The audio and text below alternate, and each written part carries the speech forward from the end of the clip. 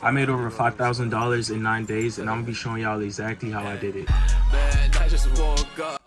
First off, I'm gonna have to introduce myself. My name is Meadow, and I run a clothing brand called RichTaste.co. I had my first drop February 14th. I started my brand around November when I was just working on the behind the scenes stuff like setting up Shopify, creating the TikTok, Instagram, all that stuff. And for my first drop, I did 2 hoodies, 2 colorways, blue and red. That drop didn't really do as well as I wanted it to do, but I learned a lot. I learned so much from that drop. Moving forward, I just took 3 months of just working behind the scenes to perfect my second drop. And for my second drop, I actually had a design. I worked with a designer to create, and I mean, it's the tee I got on right now. You can't really see it. I'm gonna pop it up somewhere.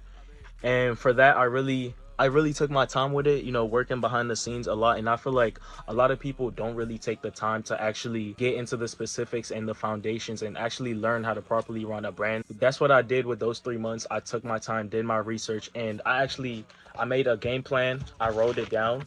I feel like that's really important if you're trying to get into the clothing game.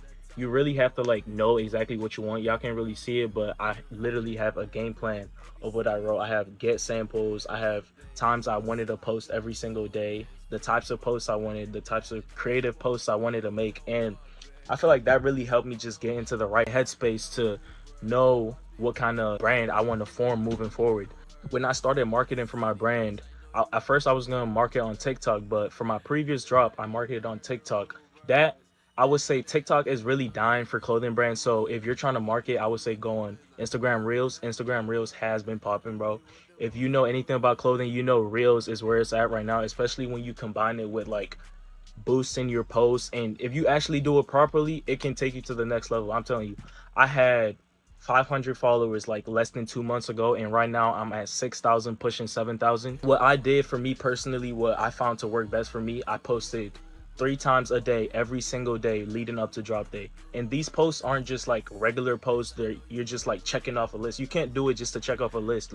If you're gonna make posts, you have to put actual thought into it. You actually have to know what kind of audience you have, so you can make posts that are directed to that audience. Because if you don't do that, you're just making posts just to make posts. And if you make posts just to make posts, you're just, like I said, checking off a list, and you're not really getting anywhere. So what I did, I really researched other brands. I went to Instagram, TikTok, all that. I looked up clothing brand, the recent ones, watched their reels, watched their TikToks. I seen what was booming at the time. I made some similar. I added my own twist to it. Not only that, but I also had some original Instagram reels that I had created that were just strictly off my creativity, and some of those did well, some of those flopped. And also some else, I feel like if you're trying to start a brand, you can't have a lot of people, I know y'all hear this a lot, but a lot of people say it's not a get rich quick scheme. It's not. So I would say if you're trying to get into it just to make money immediately, it's not gonna work. I promise you. My first drop, I made how much? I made 1,300. Yeah, that might seem a lot, but in the grand scheme of things, it's not a lot, because one, I had pre-made, so I could literally sell those over time, and it took me a while to sell all those. And also, manufacturer. Manufacturer is really important. If you're working with get rid of him. You're cooked. But nah, but for real, I did first drop, I did Pakistan. That nigga hold me. That's all I'm gonna say. That nigga hold me. I tried to dispute with my bank. It didn't work. That's all I'm gonna say. So if you want to get a real manufacturer that knows what they're doing, go on Alibaba. Go on Alibaba. Make sure trade assurance is turned on. Make sure they're verified. That way you can't get scammed. When you do that, you literally can't get scammed, because if they do anything, you can report it. Alibaba will refund you immediately. Something else that I would say is really important, apart from your manufacturer and your marketing, I would say will be your design. Because you could have everything right. You could have the perfect manufacturer. Your manufacturer could create the perfect piece for you, the highest of the highest quality. You could do everything right. Your marketing could be A1, 4K, 60 FPS, but if your design is shit, no one's buying. You could get your clothes in front of so many eyes, but if they see it and they don't like it, why are they gonna buy? You could have done everything right, but if your design is not good, they're not gonna sell. Also, Pinterest is really good. I went on Pinterest to get a lot of inspo for my tee. I would say just get inspo from wherever you can get inspo from. Get advice from other people from your piece. And for the advice part, you want to listen to people, but at the same time realize everyone has their opinions. Someone could like some, another person won't like it. So I would say, like, for me personally, these teas right here that I had that did so well, I posted it in a Discord. I put, like, you know how you post some and you say thoughts, asking people what they think about it. He said, don't drop it. If I had listened to him and didn't drop it, I wouldn't make, you know, what I made with this. So I would say just be able to, like, discern for yourself and understand, like, okay, is this actually hard? Like, would I wear this? If you won't wear your piece, don't sell it, because why are you selling it? For, like, I wear this everywhere. I love the pieces I make. I wear it everywhere. So if you won't wear your piece, don't sell it. All right, now for marketing. I did 3 posts / reels every single day. You know, my first post was just a introduction post. Just, you want to make sure your pictures are very clear. Your first picture is the most important one. You want to make sure it's very clear on a nice background. Lay it on the ground. Just take some nice high quality pictures, post it, and put, like, some of the details of your piece, whether it's a tee. For me personally, I had a tee. And also for this, like, going back to the piece itself, you need a wow factor. Like, nowadays everyone's trying to sell a graphic tee, but why should I buy your graphic tee over someone else's graphic tee? You gotta think about that. For me personally, I had flash powder on mine. The grills on mine, I had flash powder embossed on it. So that's like a good wow factor. When people see that, they're like, not a lot of people is doing that. It's really hard for tees because there's not a lot you can do. Just be creative with it. Just think of whatever you can do to actually, you know, make yours stand out. Another reason why posting a lot is very important is when you want to run ads after dropping. You have so many creative, you know which ones are winners because you could track the data. You can see which ones are doing best compared to all the other ones. So you don't have to waste time. You don't have to waste money trying to find out, oh, is this creative going to be good? Is this going to perform well as an ad? You already did that hard work, you know, posting organically and seeing what does well organically. Because if it does well organically, 9 times out of 10, it's going to do well if you put money behind it. Also, going back to organic versus paid, for me personally, what I did, my regular post, I did $2 a day from the day I posted it up until the day I dropped. And for reels, if you want to boost reels, for me, what I did, I had $10 a day on a reel that was best performing. But you got to, like, observe your reels. You got to see which reels are doing best organically. If they're not doing well organically and you put money behind it, you're wasting money because it's not going to do well. So what I did, I would just notice whichever one was doing well organically, I put $10 a day. I did a few tests where I had some just testing out, observing, but at the end of the day, I found one winner. Is sitting at about 72,000 views now. Use the data Instagram gives you. A lot of people don't say that, but the data they give you is important. Understand how to read that data and apply it to everything else you do. Something else that is so important is your SMS. SMS. For me personally, I don't collect emails on my website. I only do phone numbers. I do this because my last drop, I collected emails instead of phone numbers, and nowadays no one checks their emails. So you're better off just collecting phone numbers, and when drop day comes, you just send out a quick text. Everyone's on their phone 24/7, so as soon as you send it out, they're seeing it. You also have to funnel them to your SMS. Like, if you're paying for boost and people are seeing it, how are they going to be reminded on the day you drop? So what I did, every single post of mine, I said early access link in bio. Also, something else with this, you got to give them an incentive. So I did 10% off for early access members. So as soon as they're seeing it, they're like, oh, this shirt hard, you know? And on top of that, I get early access and 10%. Why not? With that, you always got to funnel them towards your SMS. Even in your bio, in my bio leading up to drop day, I had subscribe for SMS for 10% off, something like that in my bio. And you just got to have that on your bio, your description, everywhere. Even in my stories, like every 2 to 3 days, you got to be creative with it. In my stories, I will post like SMS users get discounts, you know, try different incentives, 20%, 10%, whatever it is. You just got to keep posting it, because someone might see it the first time, they're not going to react to it. But if they see it a second, third, fourth time, they're going to be like, all right, let me check this out, you know. So that's why you got to just keep doing it. You just got to keep posting.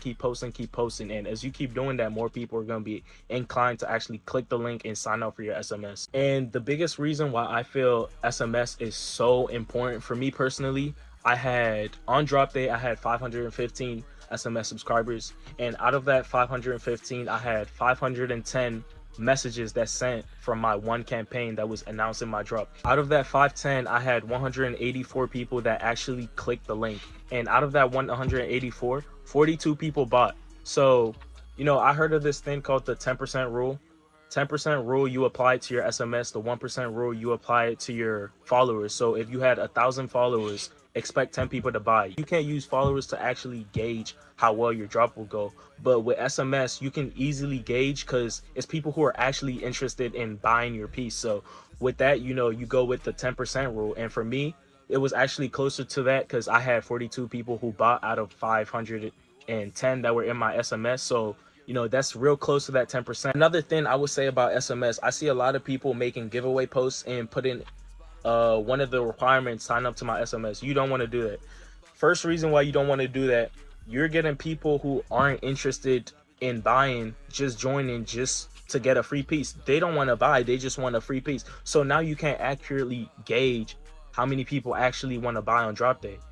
So I say if you're thinking about doing that, don't do it. Just have like the regular things like follow, tag 2 or 3 friends, whatever it is, like the post. Just keep it at that, because if you start doing the SMS, that just messes up like your expectations towards drop day, and I wouldn't recommend that. When making content, people, when they buy stuff, a lot of people who buy stuff, if you're not like a big company like Nike, Adidas, they buy it for the person behind the actual brand. So for what I did personally, just to like kind of get on a more personal note with my followers, was to actually post myself marketing my piece. Like for some posts, I had like sounds on TikTok that was like, I'm working on my brand daily, just like motivational sounds while showing myself marketing my piece. Some you really got to do is market without marketing.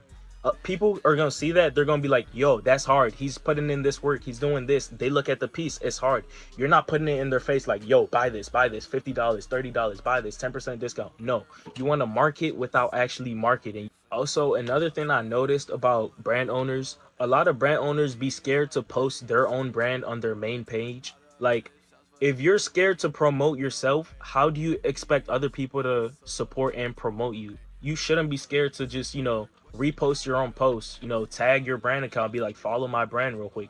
For me personally, I had a few friends, a good amount buy just because I was constantly like putting it on my story and stuff like that. When I make a new piece, when I make a new post, I mean, of course I'm not doing every single post I make, because I was making 3 posts every single day. That's also a good way to get some customers that personally.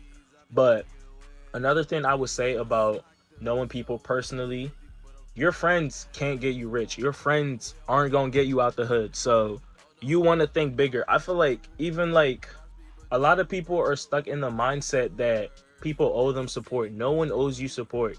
If you want to get rich, if you want to be successful, strangers are gonna do that. You have to connect to a larger audience rather than people you're stuck in a bubble with. Because I mean, if they all buy your piece, now what? If you want to scale, you have to connect with people outside your area, outside your range, online, not just people in real life.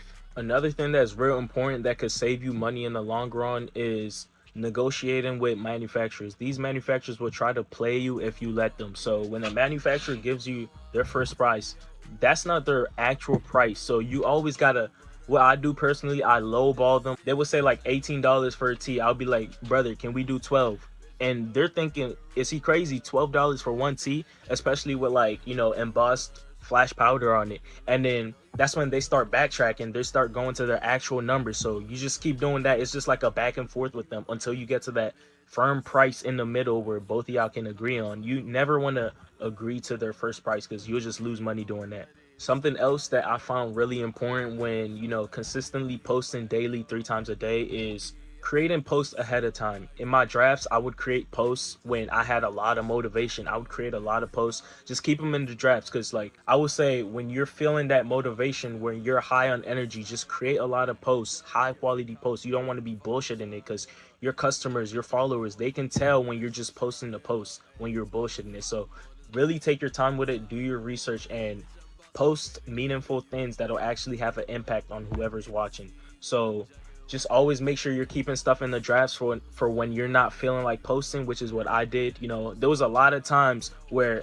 I woke up, I didn't feel like posting at all, but what did I do? I still posted, because I had those posts in my drafts from the times I felt motivated. So if y'all can do that, just make sure you stay on top of that. Another real important thing that I don't hear a lot of people talk about is actually sending out test campaigns before your actual drop day. I had a problem where it wasn't a problem, but it's just something I didn't know about when I tried to send a test campaign.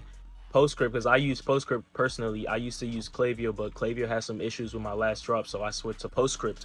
And with Postscript, when you send out a campaign, your very first campaign, your first few, I think, like your first one, two, or three, I'm not sure, your first few campaigns, they have to actually verify. So if you wait up until drop day to post a campaign, and then say you're dropping at 5 and you send your campaign to send at 5, it's not going to post at 5 because they haven't actually verified your website.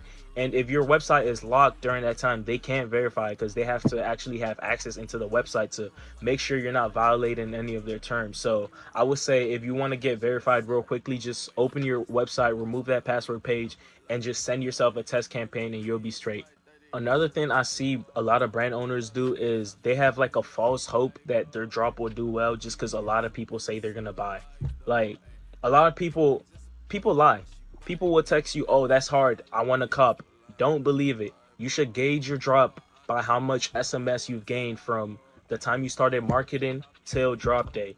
If you've gained a significant amount of SMS, you're gonna have a decent drop. I get a lot of people asking me what kind of settings I use for my boost. For me personally, I tried using settings such as like 18 to 26, 18 to 32, but I noticed that those never performed well for me. So I had a friend tell me to switch to automatic, and that's what I did. And ever since I switched, I've been seeing a lot more engagement, a lot more, my posts being pushed out through Boost. But with Boost, I say it really depends. So I would just say test a bunch of different stuff out. Like I have friends that automatic didn't work for them at all, but specific settings work for them. So just keep testing. A lot of it is really trial and error. You have to see the bigger picture. A lot of people don't see the bigger picture. Like you have to be willing to lose money to, get to where you're trying to go. You can't just be focused on, oh, I'm trying to make 10K this drop, I'm trying to do this. Nah, you got to actually think about it like, I want to build a community. And how do you build a community? You have to connect with people one by one.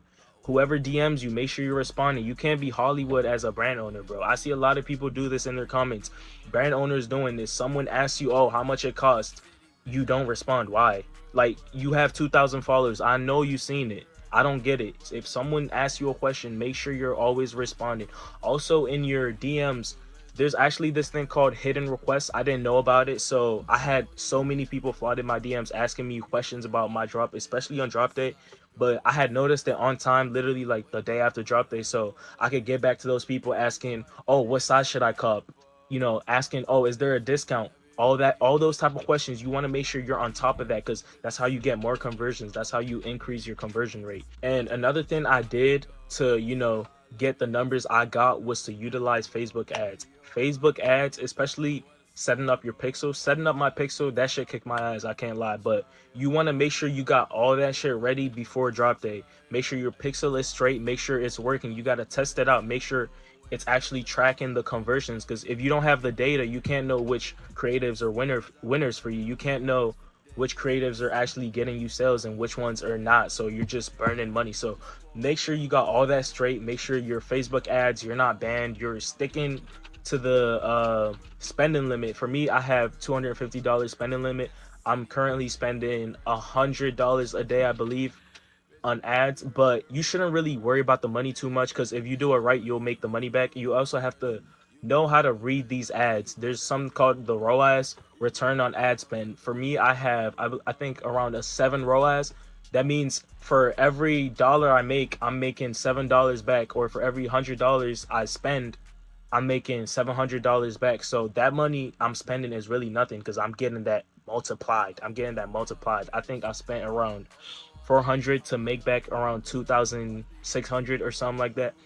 But I'm still new to Facebook ads. I'm still learning. For my next drop, I don't think I'll be running my Facebook ads. It's cool to learn for myself personally, but if I can send someone $150, someone with the knowledge and the years, the experience, all that behind knowing what they're doing, that 150 is nothing, because I'm gonna make it back literally in one day. So you always want to make sure you're on top of all that. Make sure you check off all your boxes. Like I said, you got to have a notebook where you write down literally your game plan to how you want to achieve a successful drop. And also, in addition to that, you want to have goals written down somewhere. Those goals, you write it down, you put it in your phone. I put mine in my phone in my notes app. You'll always remember it when you wake up. My goals before I dropped was 3,000 followers, and 3,000 followers to sell out and to have 500 SMS subscribers.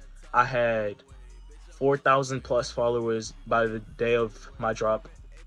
I had 515 SMS subscribers, which was 15 over. I also sold out, which was, my ultimate goal. I feel like that should always be your goal, especially if you're doing pre-made. It should always be to sell out. That's pretty much all the steps I took to have a successful drop. And if y'all want to follow my journey, be a part of the journey, be a part of the family, make sure y'all hit that follow button, make sure y'all like, make sure y'all comment for me. And I'm gonna be having a Discord soon to just, connect with people who are following me. And make sure y'all follow my brand Instagram at richtaste.co. Peace.